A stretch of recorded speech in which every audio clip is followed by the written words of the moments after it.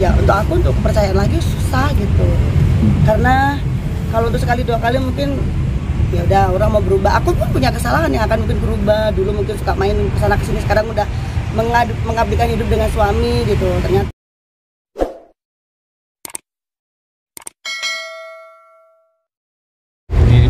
didampingi dengan tim pengacara. Jadi saya pimpinan tim, nanti ada tim pengacara lengkap yang mendampingi Mbak Lia ya.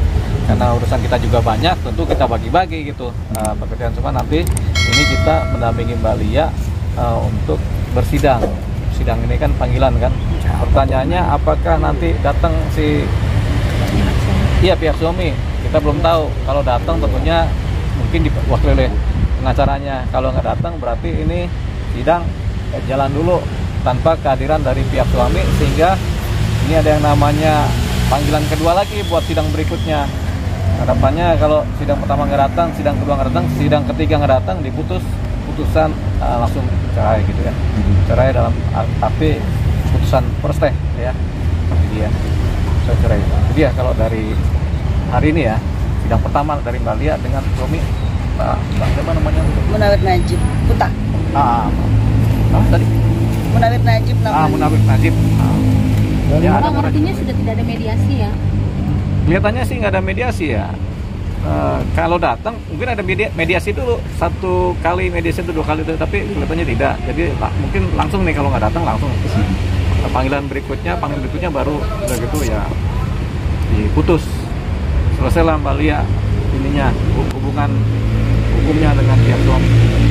Kita lihat sendiri mau masuk kan dibilang saat ada uang abang sayang, dan uang Enggak, karena aku mendampingi dia juga nggak pernah punya uang, biasa aja gitu. Jadi ya nggak ada yang berlebihan dalam hidup aku selama 7 tahun ini sih. Jadi mungkin orang akan berpikir begitu karena mungkin jabatan suami ya, tapi kan yang ngejalanin saya dan yang tahu hari-harinya kan saya. Jadi kenapa saya berani mengambil langkah ini, karena sudah banyak pertimbangkan, dan bukan untuk yang pertama kali sih, karena tuh udah beberapa kali. Jadi memang tidak ada niat untuk berubah dari beliau ya, buat apa dipertahankan, karena merugikan. Dan ini bukan merugikan buat saya, buat keluarga, mungkin buat negara, buat banyak orang. Jadi saya nggak mau ikut campur lagi lah, sudah cukup. Kapan Mbak kontak yang Mbak dengan suami Mbak? Saya sudah menutup akses, maksudnya saya nggak ngeblok apa, dia masih WA. Waktu itu terakhir saya di WA itu nanyain apa sudah ajukan gugatan begitu. Saya nggak balas ya, maksudnya biar nanti tahu sendirilah kalau saya sudah ngajuin. Toh media juga udah banyak beritain kan, masih dia tahu. Waktu kemarin juga dapat berita lagi, paling dia tuh minta barang-barangnya aja sih, disuruh kirim ke dia yang masih ada sama saya. Kemarin minta PS-nya, Bang, udah saya jual tapi. Jadi pokoknya dia minta barangnya untuk dikirim uangnya ke sana. Ada harta bersama yang mau diminta kan, harta bersama, tapi udah dijual rupanya nih. Wah, kacau juga. Orang itu cuma 5 juta. Oh, 5 juta ya. Itulah kehidupan ya, kadang kita main PS, kadang kita jual PS gitu. Tapi persiapan di sidang perdana ini seperti apa sih Bang? Dan kan kalian juga katanya sempat deg-degan ya untuk sidang ini ya? Takut tuh nanya sama Bang, harus ketemu dia dulu kemarin. Iya, namanya sidang deg-degan. Nanti juga yang nanya kalau sidang juga deg-degan. Tapi jangan sampai ada sidang kita ini ya. Kalau bisa ya kita baik-baik aja hidup. Cukup karena persoalan-persoalan kehidupan yang berat aja yang bikin kita pisah sama pasangan ya. Berat nggak sih persoalan hidupnya tadi ya? Berat badan saya tuh. Iya, nggak berat karena memang ada persoalan hukumnya itu loh. Iya. Hukumnya. Jadi kalau cuma cerai aja mungkin ya wajar lah ya, hubungan pisah nyambung, tapi karena tersangkut masalah hukum aja nih yang bikin beban mentalnya itu. Ya korupsi lah, persoalan korupsi kan, mental suami melakukan tindak pidana korupsi, jadi mental juga kena, jangan sampai karena tetap disalahin juga sih, karena ikut menikmati lah segala macam. Ya padahal enggak apa sama sekali. Sama sekali enggak kata Mbak Lia, jadi memang enggak menikmati ya. Senangnya di suami, susahnya di Mbak Lia nih, makanya putus diminta permohonan cerai ya. Mudah-mudahan ini berjalan baik, ininya proses hukumnya sudah selesai. Habis itu Mbak Lia akan kembali seperti apa, maksudnya setelah putus apa namanya tuh? Setelah putus cerai apa namanya tuh kalau buat Mbak Lia? Janda gue. Menyandang status janda. Mbak, tapi kan ini bukan soal perselingkuhan ya. Jika nanti suami nanti meminta maaf, apakah dimaafkan? Kan sudah meminta maaf sebelum saya mengajukan permintaan maaf untuk telah melakukan yang berkali-kali kan, sudah dimaafin. Ini kan berpisah untuk tidak bisa melanjutkan hidup bersama, karena kalau sudah mungkin kebiasaan pun bisa dirubah ya, tapi ini sudah berkali-kali ya untuk aku untuk percaya lagi susah gitu. Karena kalau untuk sekali dua kali mungkin ya udah orang mau berubah. Aku pun punya kesalahan yang akan mungkin berubah. Dulu mungkin suka main kesana kesini, sekarang udah mengabdikan hidup dengan suami gitu. Ternyata tidak cukup gitu, tetap dia melakukan hal yang sudah pernah dia lakukan berkali-kali gitu. Ya enggak, mama sudah dimaafin, tapi kan untuk hidup bersama ya nggak mau. Berarti ada gugatan harta gono gini nggak? Sama sekali nggak ada, nol. Mungkin ya kemarin termasuk PS sama handphone itu, PS gono gini ya bang, 5 juta itu ya. Mungkin itu harta gono gininya itu udah disikat dulu. Itu Bang sampai orang tuanya tuh nanyain gitu loh, PS-nya dibawa ke Jakarta ternyata gitu. dibagi itu harta bersama itu gono gini, PS sama handphone apa iPhone ya?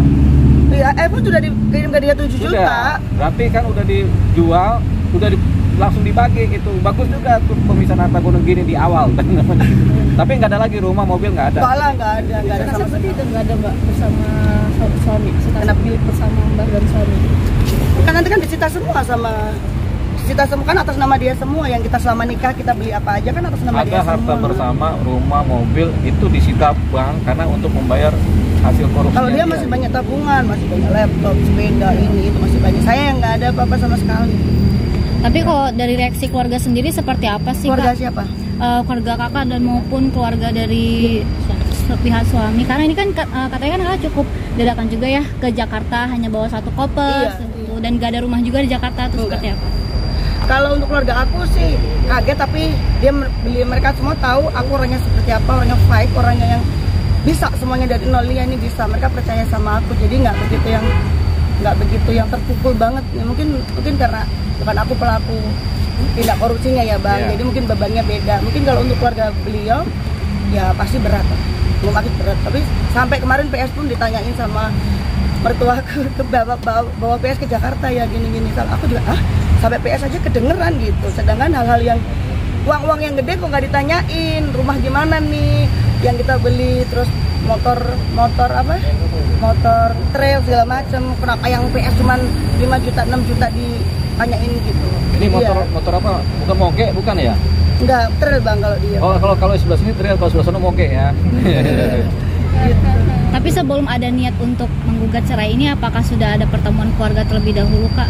Enggak mau. Dari kakaknya nggak mau? Iya, karena aku takut berubah pikiran, karena memang keluarganya tuh deket banget sama aku. Aku tuh deket banget sama mama, sama kakak, sama adik ipar itu deket banget. Dan yang ngasih tahu permasalahan korupsinya dia ya aku, bukan dia yang bilang ke keluarganya, aku yang cerita ke keluarganya. Karena kalau aku kan ngomongnya nggak pakai emosi, mungkin kalau beliau kan kalau Makassar kan logatnya kayak ribut gitu kan, jadi beda gitu. Terus kalau aku ketemu, aku takutnya berubah pikiran dan nggak jadi menggugat, akhirnya hidupku nggak jelas lagi gitu. Jadi aku mau ketemu kalau sudah selesai dan ada akte cerai, mungkin ya butuh waktu berapa bulan lah, baru nanti saya akan temuin mama, saya akan minta maaf segala macam. Tapi setelah saya udah berstatus janda, maksudnya bukan lagi, jadi nggak ada hal-hal yang mempengaruhi saya lagi. Ya, cuman pertanyaan berikutnya nih, kehidupan bagaimana di Jakarta nih? Dapat nafkahnya dari mana nih kan begitu kan? Dapat nafkahnya jadi jualan keripik, Jualan jendes. Nah, jadi ada keripik pedas jendes katanya tuh.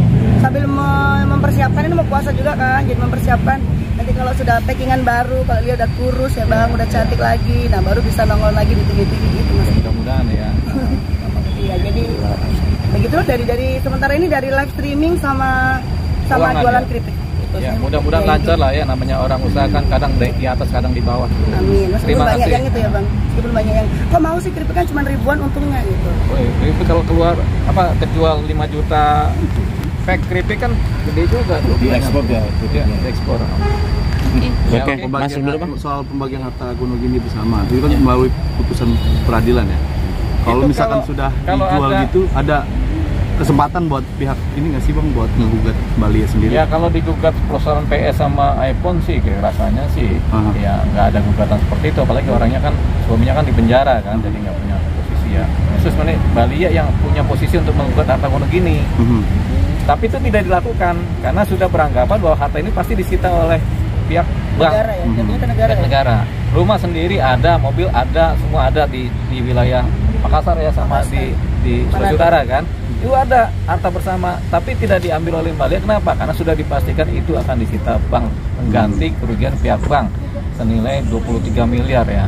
Ya kan tadinya 27 miliar yang dikorupsi dibagikan 4, maksudnya 23 harus diambil kan. Tapi ini ada harta yang memang punyanya Mbak Lia juga atau bersama. Tapi ini boleh juga sih kita urus ya kalau nggak usah gitu ya. Ya udah dianggap aja hilang gitu aja. Ada hartanya dianggap hilang oleh Mbak Lia. Ini yang paling penting ya. Jadi Mbak Lia akan mulai dari nol, yang lebih banyak kebaikan daripada mudaratnya. Terakhir kali kan sempat unggah postingan di IG kalau kakak sempat punya trust issue nih sama laki-laki soal yang akan menerima kakak apa adanya seperti itu. Iya. Nah itu jadinya seperti apa kak? Apakah jadi punya trust issue yang seperti itu atau mungkin terbuka untuk tambatan hati yang lain atau ingin fokus dulu ke masalah ini?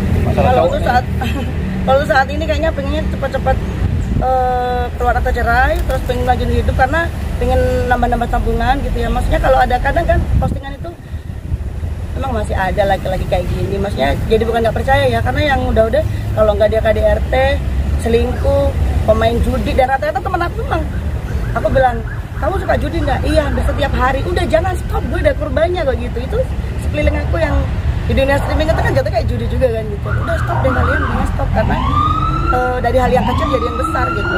Makanya emang masih ada laki-laki yang mau nerima aku yang sekarang posisi mungkin nanti akan janda, terus nggak punya apa-apa, emang masih ada gitu. Ya ada aja sih, kita nggak tahu, namanya juga urusan Tuhan. Tapi udah kayak udah laki-laki tuh udah gimana gitu bang? Enggak dong, kan banyak laki-laki di sini juga ya kan. Kita nggak tahu. Oh iya ya, lupa, maaf. Oke, Oke bang, masuk dulu bang. Terima kasih ya.